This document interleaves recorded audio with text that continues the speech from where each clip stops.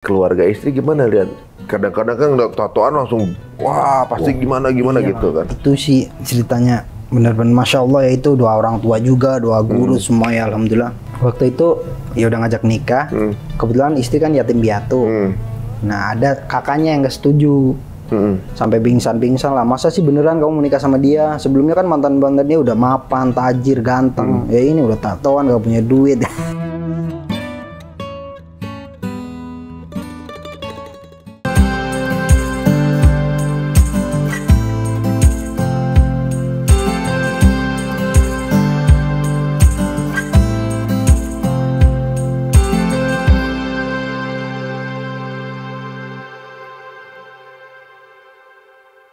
Iya memang itu termasuk bisa jadi penyemangat juga pada saat mungkin di antara kita nggak pernah tahu ya.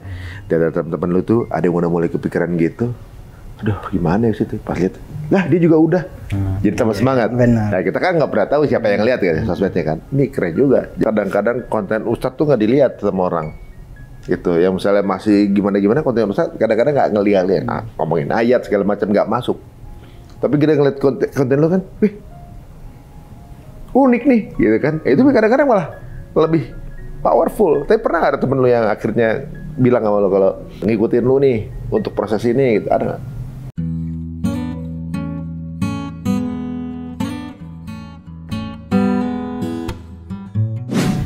Ya beberapa sih ada bang. Istri emang tumbuh bareng, Bang. dulunya memang maksudnya sebelum ngaji kenalnya gitu kan? Sesudah ngaji tapi masih Proses. dapat SMS karaoke. Oh gitu ya. SMS ngaji. Oh, mana SMS don masuk aja gitu ya? Itu kalau Ustadz Somad. Iya. Ustadz Somad. Oh gitu. Iya. Nah bini gimana dulu? Sama gitu? Ya itu makanya waktu itu mikir kan waktu tobat, waduh ini kelemahan saya di perempuan nih bang. Ini harus kelarin nih ya kan. Ya bismillah. Maksudnya kelemahan di perempuan gimana? Masa sama perempuan lemah? Iya maksudnya kalau ada lemahnya ya karena fuckboy gimana sih bang? Keluar juga deh. Keluar juga. Waduh. Istri tahu tapi? Dulu tahu? Enggak ya? Tahu lah, Bang. Oh iya. Tapi apa kelemahan itu bisa perlahan proses bisa udah mulai bisa dikontrol. Ya alhamdulillah kan udah nikah bang. Makanya itu nikah. Obat bang. Oh iya obat siap. Nah akhirnya kok bini juga kelihatan udah ikut juga kan udah mulai ngaji juga. Gitu apa namanya bersama bareng-bareng ngelakuin konten-kontennya gitu. Itu gimana proses ngajak istri? Ya ngajak berhijab, ngajak ngaji itu gimana? Itu kan gak gampang juga tuh. Iya sih bang, tapi waktu itu juga istri udah di titik jenuh seperti itu terus bang. Jadi lucu sih bang, waktu itu tuh istri tuh udah bilang mau nikah sama orang lain. Jadi waktu kenal sama istri itu, istri udah punya tunangan. Dia lagi, lagi renggang lah gitu sebenarnya. Nah saya masuk tuh waktu itu. Masuk dia di persimpangan. Terus? Taunya balikan lagi dia sama mantannya. Kata gua, waduh. Saya bilang, aduh gimana ya ini. Tapi kan itu saya maksudnya belum istiqomah banget lah gitu kan. Iya sampai sekarang pun belum istiqomah banget, doain ya teman-teman. Iya amin. Nah itu akhirnya setelah putus sama dia, saya pindah ke Purwakarta tempat guru, ya kan, yang direkomendasiin Ustadz Alfi itu. Di sana alhamdulillah istiqomah. Nah, selama itu dia tuh ada problem sama tunangannya. Akhirnya pisah dia sama tunangannya, nggak jadi nikah. So kita temenan, begitu ketemenan dia udah mau ngomong lagi nih, mau tunangan lagi nih sama orang, tapi akhirnya gagal lagi bang. Sampai akhirnya saya disuruh nikah sama guru, ada perintah nikah. Saya pikir siapa ya? Ya udahlah dia, akhirnya saya ajak nikah. Akhirnya nikah deh. 2017 itu? Oh jadi maksudnya 18. Setahun kan setahun tobat tuh, terus 2018 nikah.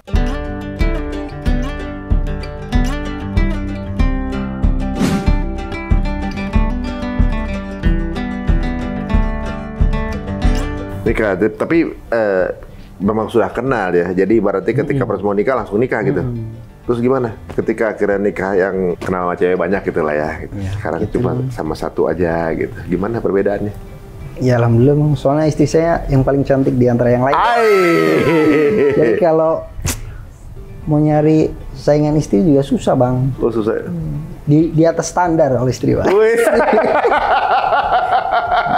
Maaf ya. Di atas standar bukannya sadel ya?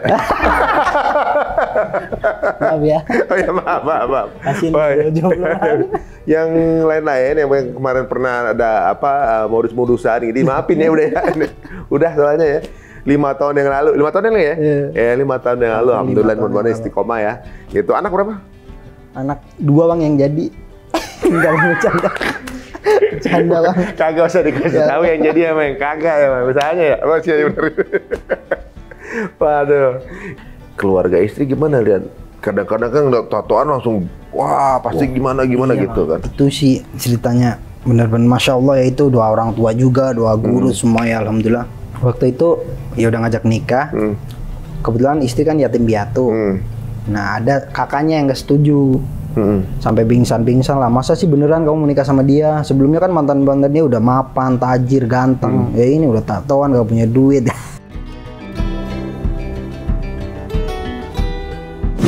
Jadi dia ngeliat lu pingsan. Gitu. Iya, gitu pingsan. Jadi kawin nggak? Oh nggak jadi. Lu jadi kakak ipar lu sekarang sampai pingsan. Ini menikah adeknya, kakaknya sampai pingsan.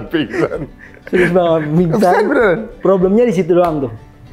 Kakak iparnya pingsan. Kakak iparnya, kakaknya dia. Kakak ipar. Nah, apa hubungannya kakak ipar yang pingsan? Gak maksudnya kakak ipar gue tuh yang sekarang sampai pingsan tuh kalau dia nonton nih. Laki perempuan? Laki, lah perempuan. Kalau yang laki dukung karena mungkin sama-sama tahu posisi. Lah yang laki dukun. Pesulap merah. Ngapa pesulap merah di bawah? Oh, dukung. Yang jelas makanya. Dukun Samsudin. Samsudin, iya. Bukan pesulap merah ya. Sorry. Lagi pikir siapa tahu dia dukun, terus disuruh kakaknya pingsan, kan gitu nyambung. Sekarang udah aman hubungan. Nah ini belum selesai bang, tadi dulu. Oh iya, oke, ya, sabar. Nah waktu itu baru laporan ya sama guru problemnya kan. Pak Haji, ini masalah gini. Waduh, gimana tuh? Kok malah begitu? Apa perlu saya turun tangan? Kata Pak Haji kan. Udah nggak perlu Pak Haji. Nah kebetulan besokannya, alhamdulillah dapat restu. Guru baru ngomong kayak gitu malamnya atau sorenya, besokannya alhamdulillah. Kok bisa gitu? Ya nggak tahu. Apa beliau ngobrol sama keluarga? Enggak, beliau jauh di Purwakarta kok. Pas datang sana langsung keluarga merestui. Ya istri ngabarin besokannya kakak udah setuju. Kakak masih pingsan. Bang, kenapa? Keluarga udah setuju. Oh gitu. Kakak masih pingsan sih. Cuma keluarga total udah setuju, udah nggak apa-apa, 1 doang. Terus ngelihat udah 5 tahun, ternyata lu nggak seperti yang dia bayangin, gimana dia akhirnya? Judgement, persepsi buruk gitu, ibaratnya yang sampai akhirnya dia nggak setuju kan. Lu buktiin dengan waktu. Oh iya. Kalau nggak seperti yang dia sangka gitu. Alhamdulillah, biasa aja. Nggak peduli, ya nggak. Maksudnya biasa aja lah Bang. Ya, nanti dia bersyukur alhamdulillah adiknya. Maksudnya nggak cuma dimain-mainin doang gitu Bang. Artinya serius menjalani rumah tangga. Kalau nggak dimainin, gue bisa punya anak 2. Itu beda Bang. Beda. Wah ini menarik ya, jadi dalam waktu lo mulai ibaratnya mulai bandel pas ABG ya, gitu. Berarti 10 tahun ya. Meninggalkan sesuatu yang dulu sempat lama, itu masih ada memori di kepala tuh. Masih lah Bang. Memori itu makanya. Memori panggilan gitu. Banyakin istighfar, sholawat, zikir. Itu kan ibaratnya kayak ya apapun itu ya, misalnya. Apalagi kalau sendiri Bang, lagi sendiri. Emang bahaya pas sendiri tuh. Ya itulah kita coba-coba nahan. Gitu. Oh gitu ya. Apa advice-nya supaya bisa bertahan gitu? Pasti ada juga teman-teman yang wah dulunya gini, sekarang bentuknya aduh ada itu godaan itu ngelihat orang ngelakuin aktivitas yang sama gitu, aduh pengen juga itu. Gimana tuh balikinnya? Nggak tahu sih Bang, sekarang sih alhamdulillah udah nggak terlalu pengen ya rasanya. Tapi ya setiap hari ya alhamdulillah diselipin sholat taubat sih Bang. Setiap hari sholat taubat. Waktu lu mulai taubat dulu ya ibaratnya, dijauhin temen nggak? Nggak ada sih Bang, alhamdulillah. Nggak? Temen support. Yang di lingkungan lama juga support? Support. Soalnya kan waktu gua ya tobat nih, jadi teman-teman juga ngurangin Bang. Karena kan gua pasukan pertama di di garda terdepan. Jadi waktu malam minggu nih, lu mau apa nih? Ntar gue sediain nih malam nih kita, ya kan? Kita pesta, ya kan? Iya bang. Ya sudah, Tahu mulu. Apa coba? Tuh. Nah. Ya elah, emang bukan sini, minum di sini. Parah, pantesan dia tobat. Tenang aja teman-temannya, enggak lah dia parkop. Lu gak jadi minum? Enggak bang, panas bang. Oh, enggak. Ini airnya panas? Enggak bercanda. Oh, kasih lahar aturannya. Nah, udah yang tadi udah tempat lain. Awas segini muka. Lu bang, ketawa mulu nih bang. Ya. Apa ini bocah ya? Dia udah mau yang lama udah enggak gitu. Cuma Aibon masih tawa mulu. Lu nelan bil koplo ya?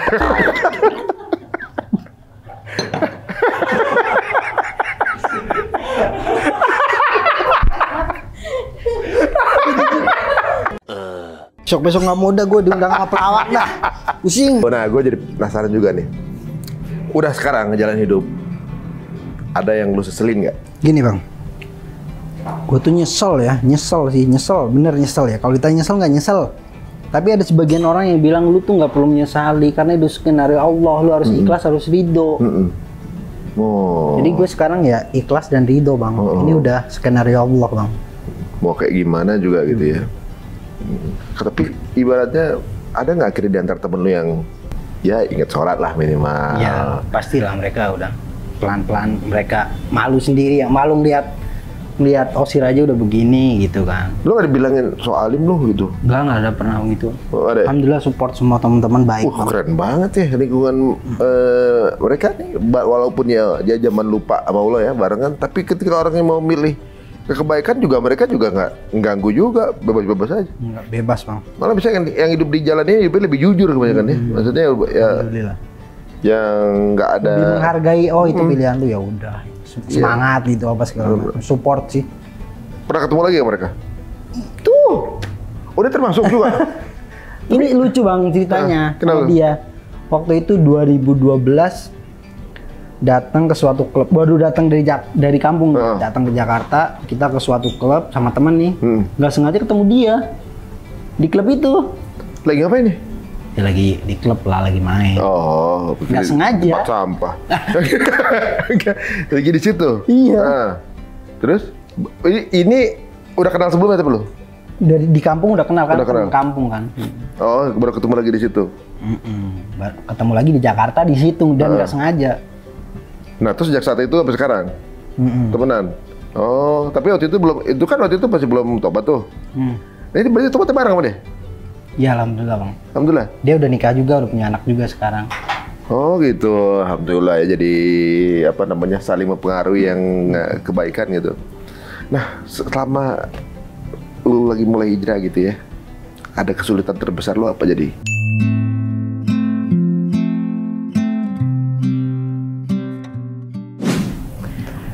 Kan kata cobaannya datangnya pada satu lagi sebelumnya tuh. Nah pas udah itu kan pasti ada juga ujian-ujian ya. Apa? Nggak ada sih bang, nggak ada. Lancar-lancar aja. Ekonomi keganggu gak? Ekonomi ya enggak sih bang, alhamdulillah habis nikah mah melejit bang semenjak pandemi aja. Mungkin waktu pandemi itu husnuzon aja. Mungkin Allah lagi nyaring harta-hartaku yang bersumber dari yang nggak jelas bang. Oh gitu. Ngerti nggak? Kan dulu aku nakal nih sama istri, maksudnya sama-sama dari jalan yang maaf ya gitulah. Ya mungkin tuh waktu pandemi itu Allah lagi saring gitu. Pada saat kemudian lu sekarang rezeki apa yang nggak terduga yang lu dapetin setelah hijrah? Rezeki apa? Iya, ada rezeki dari pintu mana yang tadinya lu zaman dulu nggak dapet? Anak bang. Oh iya, itu bukan rezeki lagi ya. Anak, teman-teman, guru, orang tua, semuanya alhamdulillah sehat. Nah, kalau nikmatnya apa sih, Bang? Nikmatnya dulu kan zaman dulu juga nikmat juga gitu, dalam versi yang berbeda. Nikmat tapi was-was, Bang. Hidupnya was-was, ngerti nggak? Nikmat tapi was-was. Was-wasnya? Ya takut. Nggak nyaman lah gitu. Maksudnya hidupnya nggak nyaman, nggak tenang. Oh, nggak gitu tenang. Nikmat tapi nggak tenang. Kadang gini, kita ngelihat, maaf ya, teman meninggal gitu kan. Kita kadang-kadang hidayah masuk tuh. Iya, gue gimana Iya, ntarin gue gitu. Nah, ya kan kita rajin sholat tuh selama 3 hari. Hidayah masuk 3 hari tuh bertahan dalam diri kita. Ya kan? Setelah itu udah lupa, udah ya kan main lagi, apalagi segala bandel lagi. Makanya kalau aku bilang tuh yang sulit itu bukan mencari hidayah, Bang, tapi menjaga hidayah.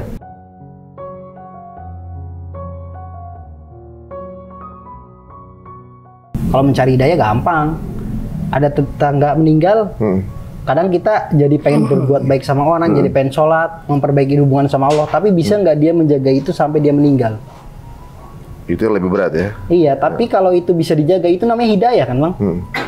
Iya, tapi kalau sampai hidayah tuh datang azan aja juga masuk hidayah sebenarnya kan? Iya, sama. Tapi ngejaganya bener juga ya. Kadang-kadang orang udah dapet, ada yang futur lagi gitu ya, banyak Kan juga ya. ketika azan masuk, kita mau sholat, tapi ntar dulu itu kan dia udah masuk tuh, tapi diintar-ntar jadinya pergi hidayah.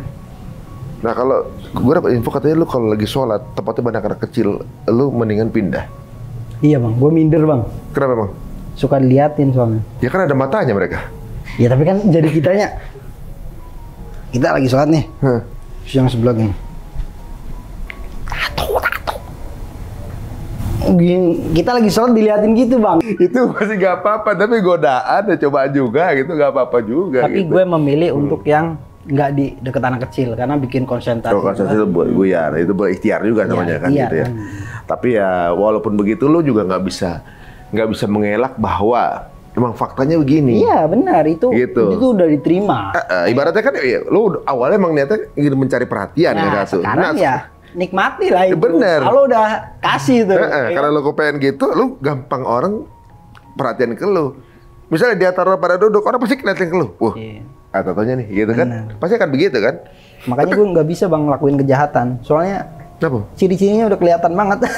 Iya udah tandanya, bukan nih. Walaupun lu mau tutup, tapi tangan kelihatan ya, bener. Lu ada kepikiran mau dihapus?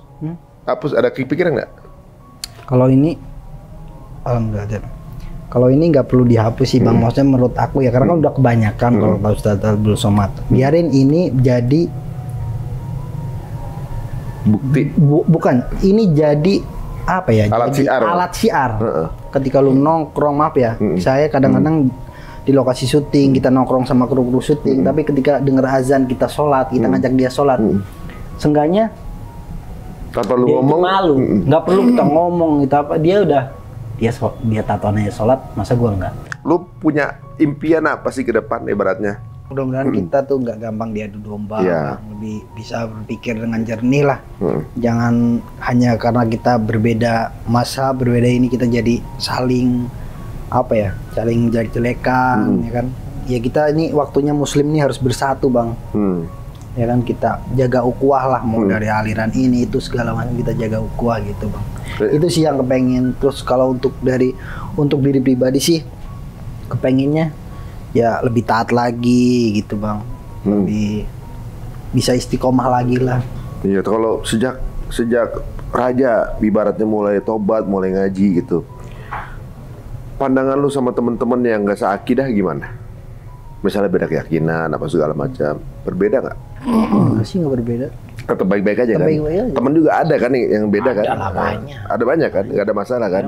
Kadang-kadang ada stigma di luar, kalau udah ngaji udah nggak mau temenan lagi, kan gitu. Udah nganggap kayaknya perlu dijauhi nih gitu nggak? Kan biasa-biasa aja kan? Cuma emang framing itu selalu nempel gitu. Lu bagaimana lu tanggapin kayak gitu? Kalau kayak gitu-gitu ya. Orang yang cuma lihat dari luar doang gitu ya? Ya nggak usah dipikirin lah yang kayak gitu. Tapi kita doain aja semoga-mudahan yang orang-orang seperti itu nanti Allah singkirin sendiri dengan cara Allah sendiri gitu. Masya Allah. Ada waktunya gitu. Kalau Ustadz yang paling lu suka siapa? Kalau yang paling suka, semua suka sih Bang. Alhamdulillah semua itu punya kelebihan masing-masing. Iya. Yang paling sering lu dengerin deh. Yang paling senang dengerin. Yang paling sering. Yang paling sering. Ustadz Abdul Somad. Ustadz Abdul Somad. Waktu pertama kali lagi lu belajar siapa yang dengerin? Pertama kali belajar. Waktu pertama kali belajar. Waktu itu ya Ustadz Abdul Somad. Kalau pagi karena beliau yang familiar kan. Ustadz Abdul Somad kalau pagi itu dengerin. Udah pernah ketemu langsung? Alhamdulillah udah, tapi dari jauh. Belum sempat ngambil momen yang memang sengaja pengen privat ke beliau, belum. Oh gitu. Belum ngejar itu gitu. Nah, kira-kira nih untuk teman-teman semua nih yang mungkin dalam proses untuk menjemput hidayah gitu ibaratnya.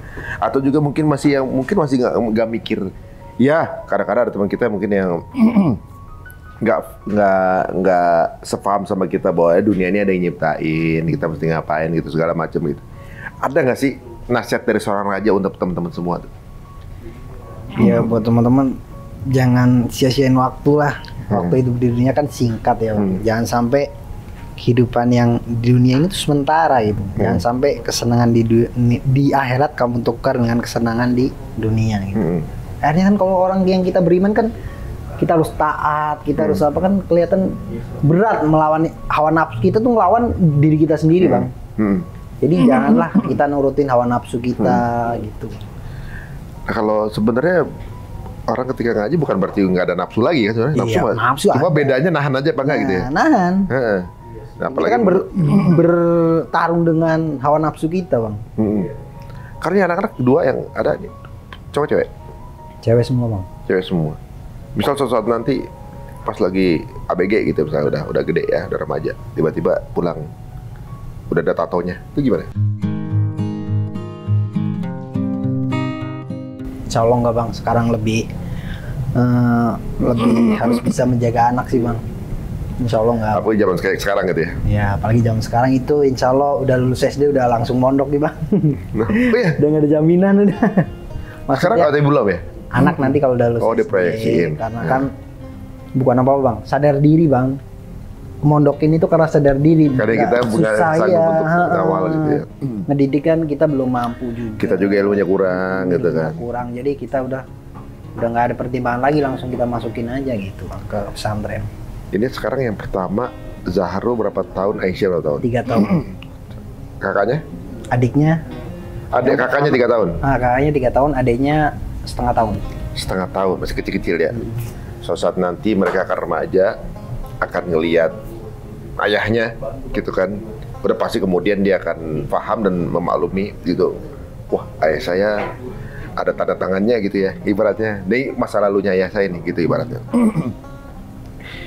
Suatu saat nanti dia akan paham mengenai itu gitu ya. Dan insya Allah mudah-mudahan pada saat itu dia gimana lebih kuat dari kita gitu ya ibaratnya. Ada nggak yang mau lo sampaikan? Jika ini tayangan bertahan sampai 20 tahun ke depan misalnya. Misalnya tayangan ini 20 tahun ke depan masih ada dan anak lu nonton sekarang, lu mau pesan apa ke mereka? Buat anak-anakku, kalau kalian melihat video ini nanti udah besar, yang mau Abi sampein, jangan pernah tinggalin sholat, bakti sama ibu kamu, terus tuntut ilmu, terus jaga ibadah-ibadah lah, pokoknya fokus ibadah. Nanti kalau ada laki-laki yang baik datang kepadamu, terima aja. Lihat dari ibadahnya, dari keturunannya. Kalau memang sudah meyakinkan, udah terima aja. Kamu nikah aja udah, karena udah nggak perlu ntar-ntar lagi, Bang. Ceweknya. Kalau udah ada datang niat bagus, emang orangnya soleh, udah terima aja, anak. Udah sampai segitu? Karena kan tugas kita sampai segitu, selesai. Bang. Selesai. Ngapain? Mohon tapi verifikasinya aja yang berat ya. Nah, udah benar semuanya udah masuk, silahkan. Waduh, nggak nyangka ya. Ibaratnya mungkin ya kita ini baru belajar 4-5 tahunan lah ya ibaratnya gitu. Tapi udah sampai ke level di mana udah siap untuk menyerahkan anak pada saat nanti ada yang meminang. Padahal masih sekitar 20 tahunan lagi, ya kan. Nah kan gue sendiri masih agak baper sama anak gue, ibaratnya wah di handphone ada gambar cowok aja gue marah-marah gitu, nggak tahu foto BTS gitu. Waduh, alhamdulillah. Ini luar biasa ya obrolan santai kita gitu ya sama Bang Raja ini. Walaupun tatoan tapi koplak begini, tapi banyak informasi yang bisa kita dapetin ya. Tapi Masya Allah, mudah-mudahan kita doain lagi istiqomah beliau ya. Hanya dengan follow Instagram dari beliau ini, kita lihat kontennya aja udah terinspirasi gitu. Karena apa? Dari dia punya tanda tangan yang udah jelas gitu, ibaratnya yang track recordnya udah kelihatan dari fisik gitu. Jadi nggak perlu ngomong gimana-gimana lagi. Untuk yang baru tahu, monggo silakan di @IG-nya apa? Raja_1296. 12. Apa artinya 1296? Tanggal lahir, Bang. Tanggal sama tahun sih. Jadi tanggal 1 Februari. Tanggal 12 tahun 96. Tapi bulannya nggak di ini. Bulan apa emang? Bulan 10 Oktober. 12 Oktober 96. Kalau YouTube? YouTube nggak bikin YouTube ya? Paling TikTok sama TikTok? sih namanya. Sama namanya? Oke, teman-teman silakan udah tahu kan namanya ya? Instagram dan TikTok Raja_96. Langsung aja unfollow. Ya, bahkan blokir.